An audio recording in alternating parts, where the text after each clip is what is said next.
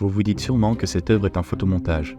Eh bien non, c'est l'œuvre de Agnès Dénès. C'est l'une de ses œuvres les plus célèbres, nommée Wheatfield, un champ de blé de 1 hectare cultivé sur une décharge vide à côté du World Trade Center dans le centre de Manhattan.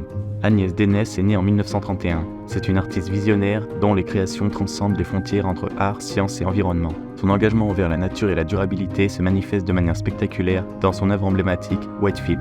L'œuvre a été commandée par les fonds d'art public et a été plantée le 1er mai 1982. Agnès Dénès, accompagnée de 2 assistants et des volontaires, ont nettoyé le champ, creusé les sillons à la main. Plus de 200 camions ont apporté plusieurs tonnes de terre sur ce terrain vague. Pendant 4 mois, le champ a été entretenu et ils ont pris des mesures pour protéger la culture, comme la pulvérisation du champ pour prévenir les maladies sur la récolte. Au terme des 4 mois, plus de 450 kg de blé ont été récoltés et distribués dans 28 villes du monde entier pour une exposition intitulée The International Art Show for the End of World Hunger. Agnès Dénès a créé l'œuvre Wheatfield comme un acte de protestation pour souligner les paradoxes entre le monde urbain et rural et attirer l'attention sur les priorités mal placées et la détérioration des valeurs humaines. I don't make my work for myself. I make it for humanity.